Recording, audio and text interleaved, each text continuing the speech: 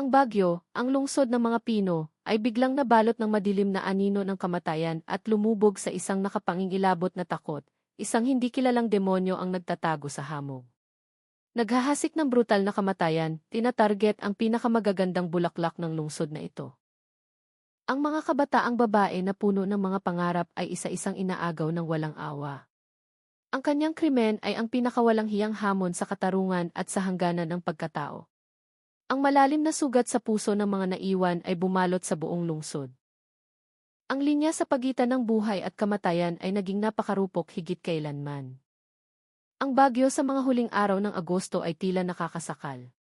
Mabigat ang hangin hindi lamang dahil sa lamig na dala ng ulan, kundi dahil din sa hindi nakikita, ngunit damang-damang takot na gumagapang sa bawat eskinita at bubong ng mga bahay.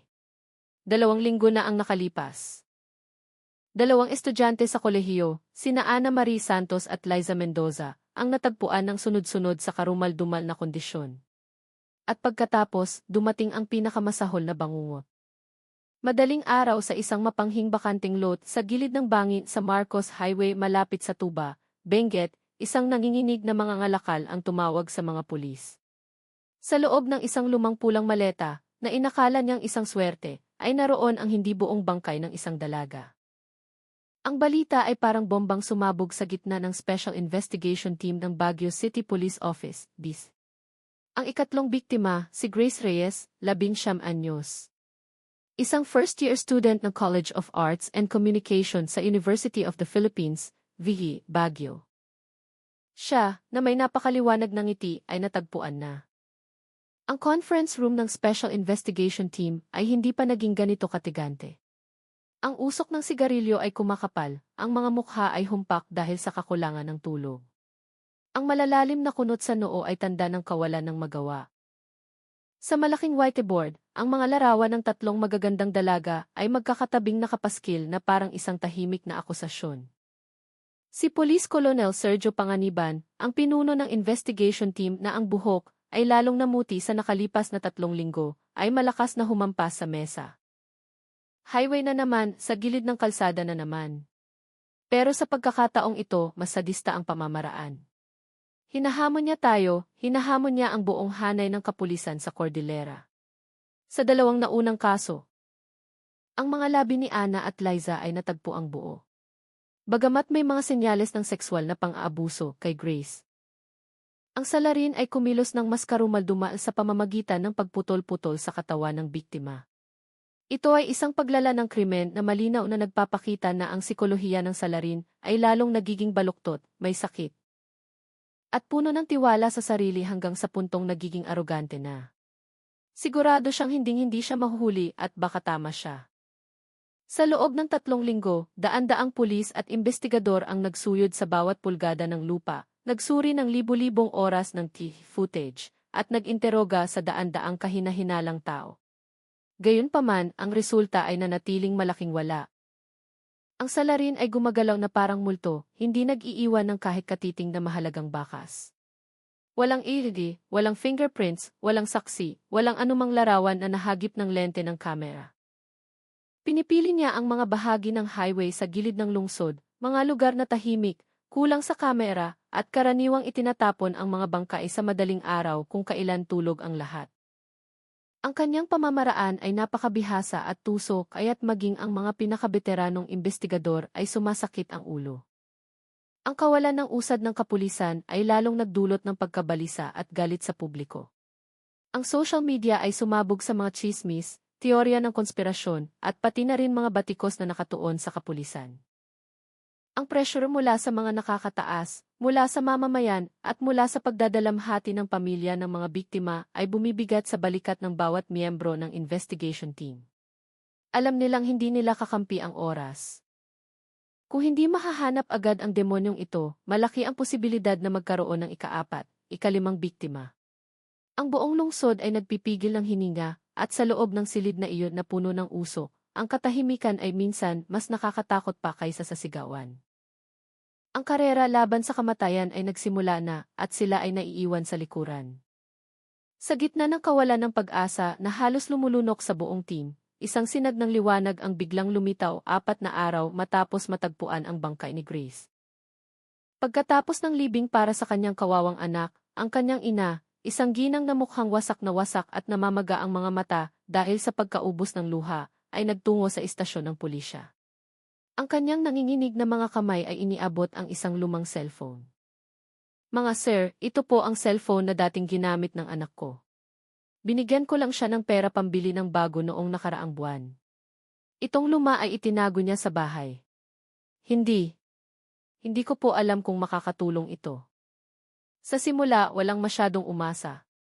Gayunpaman, nangyari ang himala. Isang cyber specialist, matapos ang ilang oras na pagkalikot, ay sumigaw, bingo. Ang data ay nakasync sa pamamagitan ng cloud account. Ano man ang nasa bagong cellphone na kinuha ng salarin, halos lahat ay nakabackup at nasa lumang cellphone na ito. Ang buong silid ay tila nagising. Ang lahat ng atensyon ay nakatuon sa screen ng computer. Kung saan ang data mula sa buhay ng isang dalaga ay dahan-dahang binuo muli. Call history, contacts, photos, notes. At pagkatapos, isang account sa dating API na tinatawag na Puso Match ang nagpatigil sa paghinga ng lahat. Ito ay isang API na medyo sikat sa mga kabataan na gumagana sa mekanismo ng random swiping para sa matchmaking. Sa inbox ng nasabing API, sa gitna ng dose-dosenang pambobola at walang kwentang usapan, may isang account na kapansin-pansin. Username, Benjamin Pascual. Ang profile picture ay 4 na larawan ng isang lalaking napakagwapo. Isang larawan na nakasuot ng eleganteng suit sa likod ng manibela ng isang luxury car. Isang larawan na naka-gym attire na nagpapakita ng kanyang matipunong katawan. Isang larawan na nakaupo at nagbabasa ng libro sa isang sikat na cave.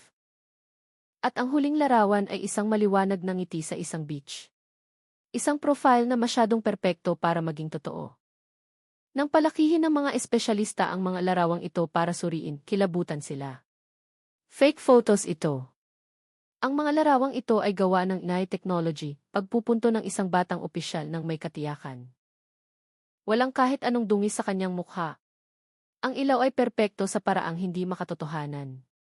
Ang mga pupil ng mata, ang hugis ng tainga, at ilang maliliit na detalye ay nagpapakita na hindi ito totoong tao. Ang demonyong ito ay hindi lamang malupit, kundi napakateknikal at tuso rin. Lumikha siya ng peking pagkatao para mangaso. Sa pagsubaybay sa bakas ng usapan ni Grace Reyes at Benjamin Pascual, ang mga investigador ay tila nagbabasa ng isang trahedyang diary. Ang usapan ay nagsimula mahigit 1 buwan na ang nakakaraan. Si Benjamin Pascual ay lumitaw na may balakayong napaka-perpekto, isang dating estudyante na nagtapos sa isang prestihiyosong unibersidad sa Europe na umuwi sa Pilipinas para magbakasyon. Nagpakilala siya bilang nag-iisang anak ng isang pamilyang bilyonaryo, ngunit sawang-sawa na sa buhay na planado, lalo na sa arranged marriage, para sa negosyo na ipinipilit ng kanyang mga magulang. Sinabi niya kay Grace na ginagamit niya ang Puso Match para hanapin ang tunay na pag-ibig. Isang babaeng hindi materyoso na pwede niyang ipakilala sa kanyang pamilya para patunayan sa kanila na mayroong tapat na pag-ibig. Ang senaryong ito ay sapul na sapul sa psikolohiyang romantiko at puno ng pangarap ng first-year fine arts student. Ang lalaki ay naggabay sa usapan ng may kadalubhasaan.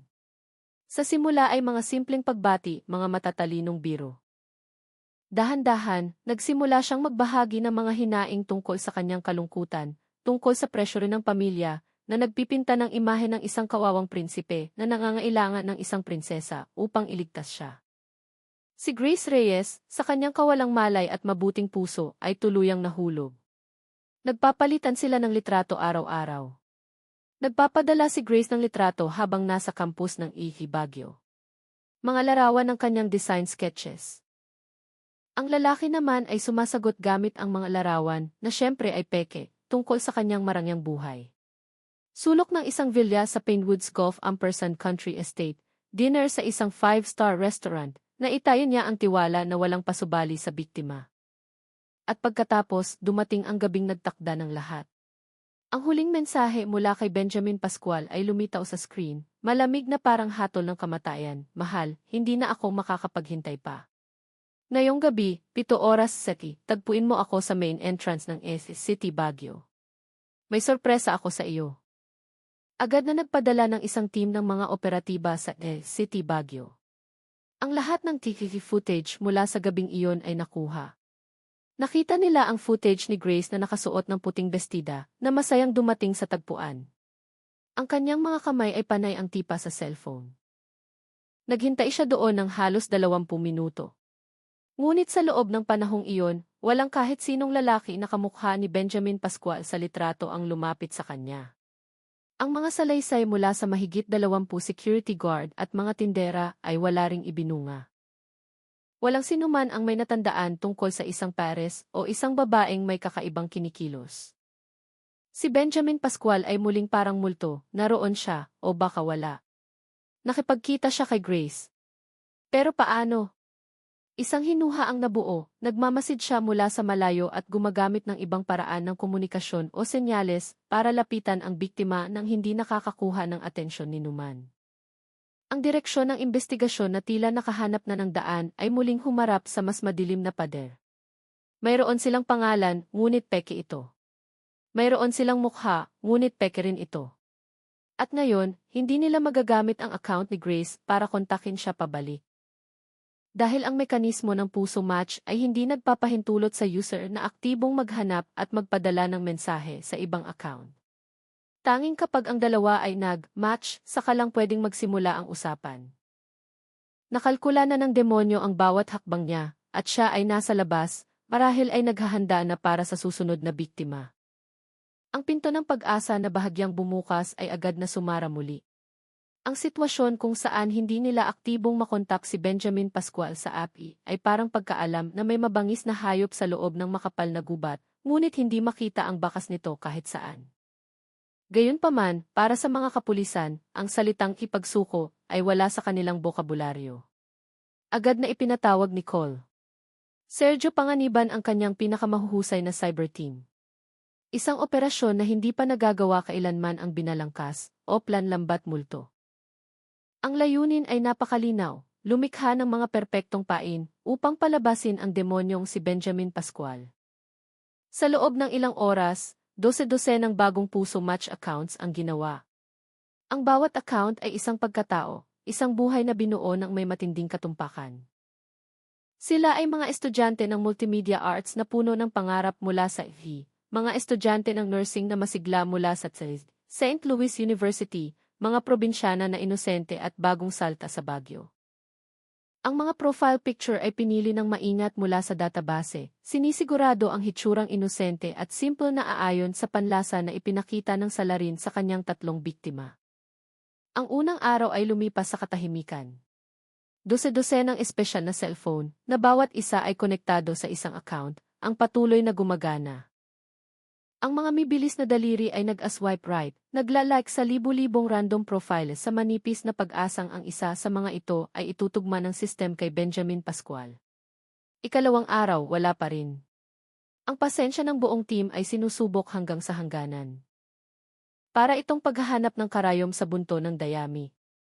Nakaamoy ba siya ng kakaiba at piniling magtago muna, o sadyang hindi pa sila swerte? At pagkatapos, 2:00 ng madaling araw sa ikatlong araw, habang ang buong silid ay puno lamang ng tunog ng keyboard at ugong ng aircon, isang maikling pink notification sound ang narinig mula sa sulok ng silid. Isang batang pulis na may mapupulang mata dahil sa puyat ang biglang napatalon sa kanyang upuan. Match! May match! Ang account ni Sarah nag-match kay Benjamin Pascual. Ang kapaligiran sa silid ay tila sumabog. Lahat ng pagod ay naglaho. Nagmamadaling lumapit si Cole. Sergio at matalim na tumitig sa screen. Tama, siya nga. Gamit pa rin ang pangalang Benjamin Pascual, gamit pa rin ang 4 na peking profile pictures na gawa ng Lay. Kinagat niya ang pain. Ang papel ni Isara ay ibinigay kay Police Lieutenant Elena Cruz. Isang batang babaeng pulis na napakatalas, matapang at may pambihirang galing sa pag-arte. Ang edad niya ay 26 anyos pa lamang, may maganda at kaakit-akit na hitsura. Bagay na bagay sa papel ng isang graduating student ng visual communication. Isang emergency meeting ang idinaos. Lahat ay sumang-ayon na ang usapan ay dapat ganap na kontrolado ni Elena alias Sarah. Ngunit ang bawat mensaheng ipapadala at matatanggap ay susuriin ng malalim ng team ng mga criminal psychologists at mga investigador. Sinimulan ni Sarah ang usapan ng maingat. Hindi siya agresibo, nagbigay lang ng tea-like pabalik sa automatic greeting message ni Benjamin Pascual. Tumahimik siya ng 1 oras, 2 oras. Ang kanyang pananahimik ay nagdulot ng tensyon sa buong team na parang kwerdas ng gitara. Sinusubukan niya ito. Kinabukasan lang ng umaga siya sumagot. Hello, ako si Benjamin. Ang tamis ng ngiti mo. Si Elena, sa ilalim ng gabay ng psychologist, ay sumagot ng malambing at medyo mahiyain. Hello din po, kuya. Ako si Sarah. Salamat po. Ang psikolohikal na duelo sa pamamagitan ng screen ng cellphone ay opisyal nang nagsimula. Ang bawat salita ay kinakalkula ng maingat. Si Benjamin Pascual, tulad ng inaasahan, ay isang lobong napakatuso. Hindi siya nagmamadali. Marami siyang tanong kay Sarah tungkol sa kanyang eskwelahan, probinsyang pinagmulan, mga libangan, mga kaibigan. Sinusubok niya, naghahanap ng butas sa kwentong binuo ni Elena. Ngunit si Elena at ang buong team sa likod niya ay naghanda ng perpektong senaryo. Si Sarah ay graduating student ng AV Baguio Fine Arts. Galing sa Pangasinan, ilang taon pa lang sa Baguio at nakatira sa boarding house ng mag-isa. Binuo niya ang imahe ng isang mabait na babae. Medyo malungkot sa gitna ng malaking lungsod at naghahangad ng masasandalan. Para madagdagan ang kredibilidad, ang technical team ay gumawa pa ng mga tipang araw-araw na litrato ni Sarah. Litrato niya habang nakaupo sa harap ng sketchpad. Litrato ng sulok ng kanyang kwarto na makalat sa paraang nakakatuwa. Litrato niya habang nagluluto ng sinangag. Sa tuwing magtatanong si Benjamin Pascual, laging may litrato si Sarah para patunayan ito agad. Matapos ang 3 araw na pag-uusap, nagsimulang maniwala si Benjamin Pascual. Sinimulan niyang laruin ang kanyang lumang senaryo, nagkukwento tungkol sa kanyang pagkatao, bilang anak mayaman na graduate sa abroad, tungkol sa kanyang lungkot dahil pinipilit magpakasal ng pamilya. Ginampanan ni Elena ang kanyang papel ng napakahusay. Nagpakita siya ng malalim na simpatiya, nakinig, at nagbigay ng mga tamang salita ng pag-alo. Hindi ko akalain na ang taong kasing perpekto mo, kuya, ay may ganito karaming bigat sa isip. Ang pera at katayuan minsan ay nagiging gapos din pala, ano? Isang mensahe na mukhang simple, ngunit sapul sa ego at mentalidad ng biktima na gusto niyang paglaruan. Nagsimula siyang magpadala ng mga mararangyang litrato, peke pa rin, at nagmayabang tungkol sa kanyang buhay.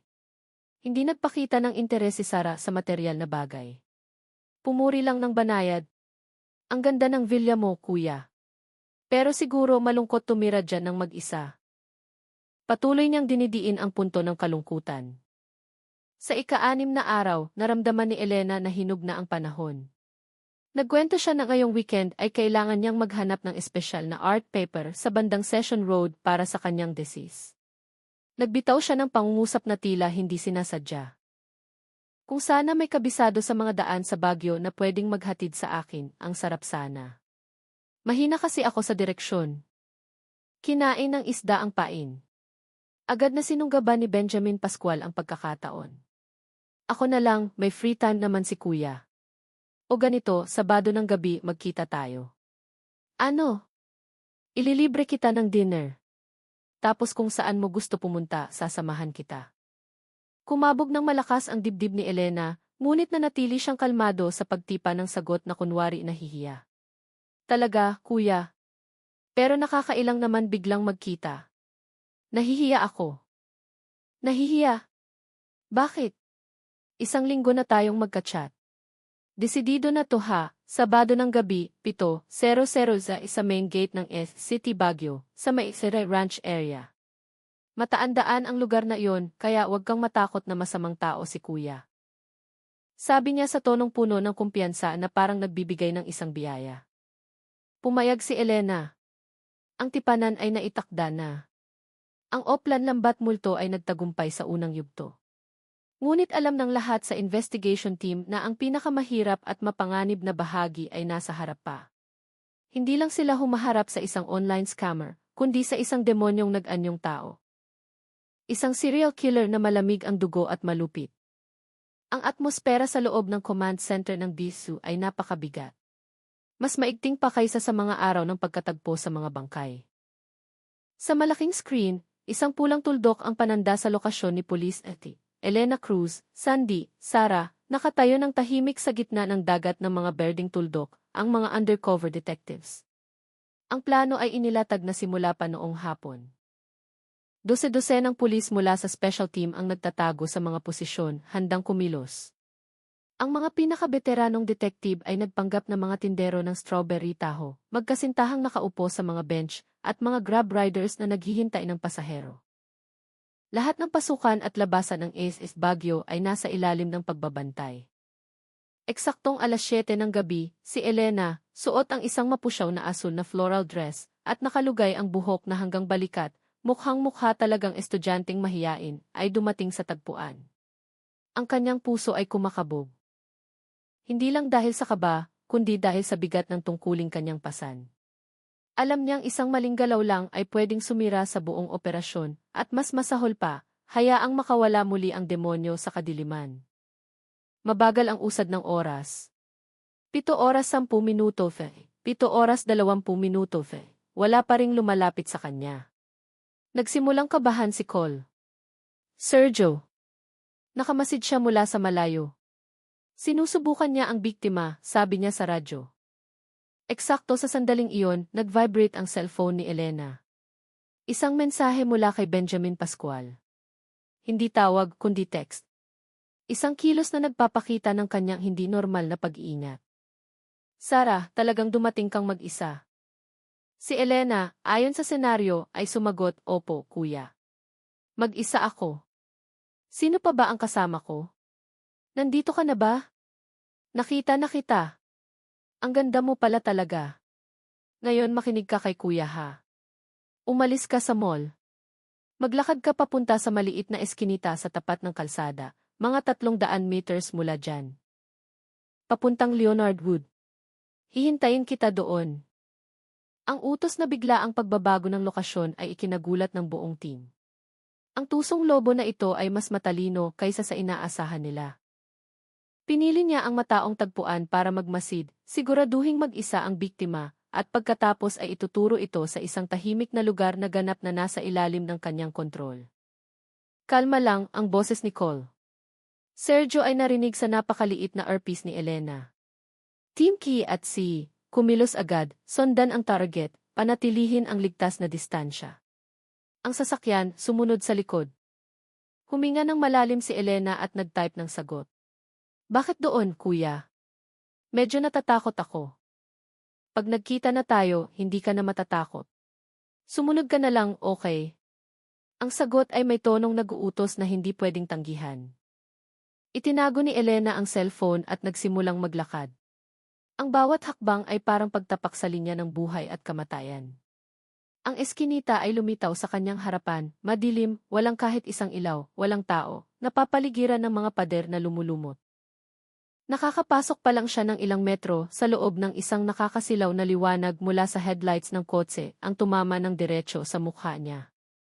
Isang itim na Audi A8 na napakarangya ang dahan-dahang lumapit at huminto mismo sa tabi niya. Bumaba ang bintana. Ang lalaki sa driver's seat ay hindi ang perpektong mukha ng ilay sa litrato, ngunit may itsura. Nasa edad 30, nakasuot ng branded na polo. Ngunit sa likod ng salamin at ngiti na tila magiliw, may pares ng mga matang malamig, tingin na kasing talim ng kutsilyo na sinusuri si Elena mula ulo hanggang paa na parang tinitingnan ang isang paninda. Hello, ako si Adrian, sabi niya sa boses na malalim at mainit. Sakay na, may sorpresa ako sa'yo. Nag-alinlangan sandali si Elena bago binuksan ang pinto ng kotse. Sa loob, amoy ang mamahaling pabango. Ang kotse ay umarangkada, lumiko sa mga kalsadang hindi pamilyar. Ang surveillance team ay patuloy na bumubuntot mula sa likod. Ang sasakyan ay huminto sa tapat ng isang marangyang 3-story villa sa loob ng Pinwoods Golf & Country Estate. Ang lugar na ito ay napakatahimik at puno ng hamog. Ang mga bahay sa paligid ay karamihan bakasyonan at walang tao, lumilikha ng isang espasyong liblib at medyo nakakakilabot. Sa loob, talagang naghanda si Adrian ng dinner sa ilalim ng liwanag ng kandila. Umaarte siya bilang isang tunay na ginoo, ipinaghila ng upuan si Elena, sinalina ng wine. Ngunit batid ni Elena na ang tingin ng lalaki ay hindi tumitigil sa pagbabantay sa kanya, at ang kanyang ngiti ay hindi kailanman umaabot sa kanyang mga mata. Inalok niya si Elena ng isang baso ng red wine. Uminom ka ng isang baso kasama ko para ipagdiwang ang ating unang pagkikita. Alam ni Elena na ito na ang sandali ng pagpapasya. Sumimsim siya ng kaunti, sinisigurong kakaunting alak lang ang papasok sa katawan niya. Mga 20 minuto ang lumipas, tulad ng inaasahan, nagsimulang tumalab ang gamot. Nahihilo siya, lumalabo ang lahat sa paningin niya. Salamat sa espesyal na pagsasanay, napanatili pa niya ang natitirang ulirat, ngunit ang katawan niya ay hindi na sumusunod sa utos. Gumwang-gewang siya, nagkunwaring bumagsak sa mesa. Ang ngiti sa labi ni Adrian ay naging ngiti ng demonyo. Tumayo siya, binuhat ang katawan ni Elena at dinala sa taas. Binuksan niya ang pinto ng isang kwarto. Amoy kemikal at malansang amoy ng dugo ang bahagyang naamoy ni Elena. Inilapag siya sa isang matigas at malamig na ibabaw. Gamit ang natitirang ulirat, idinilat ni Elena ng kaunti ang kanyang mata at tumingin sa paligid. Ang silid ay selyadong-selyado. Ang mga pader ay balot ng makapal na soundproofing foam. Sa mga sulok ng kisam, ang mga video camera ay nakatutok ng diretsyo sa kanyang hinihigaan. Ang buong sahig ay natatakpan ng makapal na plastik na trapal. Ito ang silid ng pagbitay. Nang simula ng lalaki na abutin ang zipper ng kanyang bestida, alam ni Elena na hindi na siya pwedeng maghintay pa.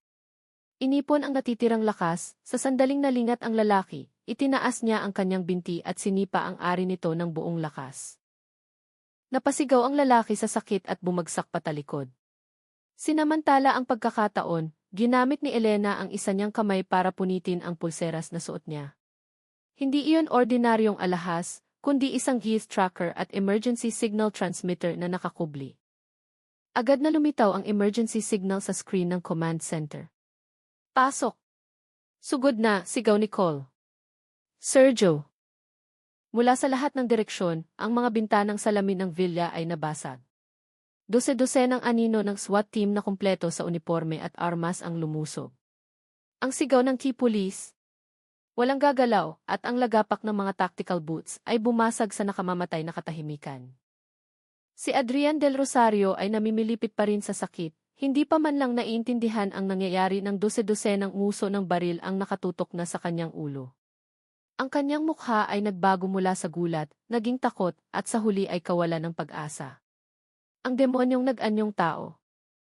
Ang multong naghasik ng takot sa buong Baguio ay sa wakas nahuli na. Ang sipa ni Police Dati, Elena Cruz ay hindi lamang nagligtas sa kanyang buhay, kundi tumanggal din sa huling maskara ng demonyo. Noong gabing iyon din, ang search warrant para sa buong villa sa Pinewoods ay isinagawa. Ang natuklasan ng investigation team pagkatapos ay nagbunyag ng isang impyerno sa lupa, isang bangin ng kasamaan na napakadilim na walang salita ang makakapaglarawan sa lagim. Ang isa at 2 floor kung saan nakatira si Adrian Del Rosario ay isang marangyang tirahan, malinis at maayos na tila basteril. Ang mga librong nasa wikang banyaga ay maayos na nakasalansan sa mga estante. Ang mga mamahaling dekorasyon ay nakadisplay ng may taste. Nilikha niya ang perpektong balakayo ng isang intelekwal na mayaman at karismatiko. Ngunit nang buksan ang pinto ng kwarto sa pinakataas na palapag, ang silid kung saan muntik nang maging biktima si Elena, isang ibang mundo ang tumambad. Ang amoy ng kamatayan, bagaman nilinis ng maigi, ay bahagya pa ring naaamoy na humalo sa matapang na amoy ng panlinis na kemikal. Ang soundproof room ay sadyang idinisenyo ng metikuloso upang walang kahit anong sigaw ang marinig sa labas. Ang sahig na may trapal ay para mapadali ang paglilinis ng dugo. Ngunit ang nagpakilabot sa mga pinakabeteranong investigador ay ang nakatago sa loob ng isang malaking industrial freezer sa sulok ng silid. Sa loob nito ay hindi pagkain, kundi mga itim na plastic bag na naglalaman ng mga bahagi ng katawan ng tao na nabubulok na. Kinumpirma ng forensics kinalaunan na ito ay mga labi ng biktimang si Grace Reyes. Hindi niya ito itinapon ng sabay-sabay. Ang masusing paghahalughog sa ibang mga kwarto ay nagbunyag ng isang nakapangingilabot na koleksyon. Sa loob ng isang aparador, ang laman ay hindi mga damit ni Adrian, kundi mga bestida, jacket at bag ng mga babae. Sa ilalim ng kama, isang kahong-kahoy ang puno ng mga personal na gamit, relo, pulseras, kwintas, at pati na rin ang mga cellphone ng tatlong biktima, sina Anna, Liza, at Grace, na tinanggalan na ng ETH card. Ang mas nakakakilabot, sa tabi nito ay ang mga school key at national ETH nila na inayos ng rapi ni Adrian na parang mga tropeo. Hindi niya ito itinapon, itinago niya bilang premyo ng kanyang pangangaso. Sa istasyon ng pulis, sa mga unang oras, si Adrian ay tahimik at hindi umiimik. Nakaupo siyang hindi gumagalaw, blanko ang mga mata.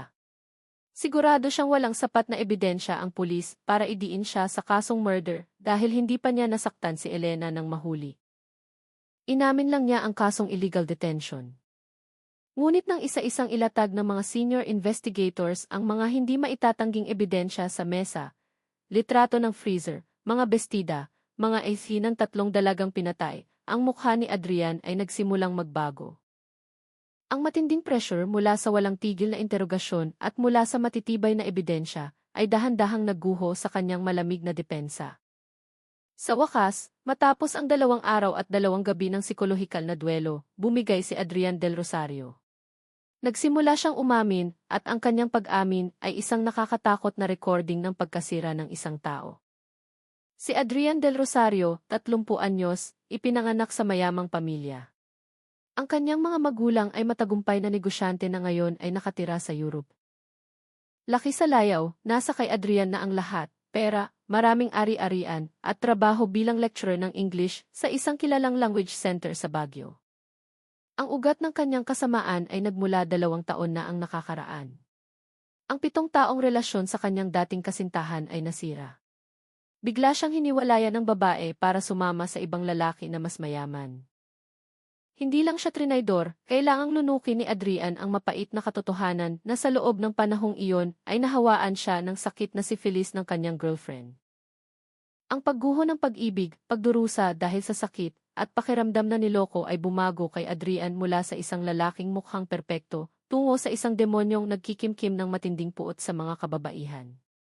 Kinasusuklaman niya ang mga kabataang babae na maganda at inosente dahil ipinapaalala nila sa kanya ang imahe ng kanyang ex noong una. Gusto niya silang sirain, dungisan para iganti ang kanyang sakit. Sa simula, ibinubuhos niya ang kanyang pagnanasa sa mga sex workers para gawin ang kanyang mga sadistang aktibidad. Matapos magkaroon ng kumpiyansa, nagsimula siyang magplano ng pangangaso sa mga inosenteng biktima, ang mga estudyante sa unibersidad. Ang dating api na puso match ay matabang lupa para sa kanyang plano. Nilikha niya ang karakter na si Benjamin Pascual gamit ang isang perpektong imahe na walang kapintasan. Matyaga siyang gumugol ng ilang linggo para buuin ang tiwala. Kapag tama na ang panahon, mag-aayos siya ng pagkikita sa pampublikong lugar para magmasid bago sila painin sa tahimik na lugar para sunduin ng kanyang luxury car. Ang villa sa Pinwoods ay ang kanyang pugad at katayan. Gagamit siya ng wine na maihalong pampatulog, dadalhin sila sa soundproof room, gagawin ang kanyang karumal-dumal na gawain at ere-record ito para sa kanyang kasiyahan. Matapos patayin ang biktima, kalmado niyang puputol-putulin ang bangkay, ilalagay sa ilang plastic bag, at itatapon sa matatarik na bangin sa kahabaan ng Marcos Highway o Cannon Road sa madaling araw. Kinukuha niya ang mga gamit nila bilang souvenir. Nagtagumpay siya sa 3 pagpatay, at si Elena Cruz ang target niyang maging ika-4. Hindi niya inakala na sa pangangasong ito, siya pala ang magiging biktima. Ang paglilitis kay Adrian Del Rosario ay ginanap ilang buwan matapos ang insidente sa Regional Trial Court ng Baguio at humakot ng atensyon ng publiko. Sa upuan ng akusado, ang mamamatay tao na may mukhang intelekwal ay hindi nagpakita ng kahit katiting na pagsisisi. Kalmado niyang ikinuwento muli ang kanyang mga krimen ng detalyado at malamig. Ang iyak ng pamilya ng mga biktima ay hindi siya natinag. Ang korte, matapos timbangin ang lahat ng ebidensya at ang mga sadista at hindi makataong detalye ng kaso, ay nagbaba ng pinakamataas na parusa kay Adrian Del Rosario, reclusion perpetua na walang karapatan sa parol. Ito ang pinakamabigat na parusa sa batas ng Pilipinas, kung saan siya ay mabubulok sa kulungan hanggang sa kanyang kamatayan. Ang hatol na iyon ay ibinaba hindi lamang para tapusin ang malayang buhay ng isang demonyo, kundi bilang pinakamalakas na babala sa sinumang nagbabalak ng katulad na krimen. Ang katarungan ay nakamit, ngunit ang sugat at kawalan na kanyang idinulot ay mananatili magpakailanman. Salamat sa pagsusubaybay sa buong kasong ito. Ang kwento ng serial killer na si Adrian Del Rosario ay tapos na, ngunit ang aral nito ay mananatili. Ito ay isang matinding babala tungkol sa mga nakamamatay na patibong sa mundo ng internet. Isang lugar kung saan mahirap ibukod ang totoo sa peke.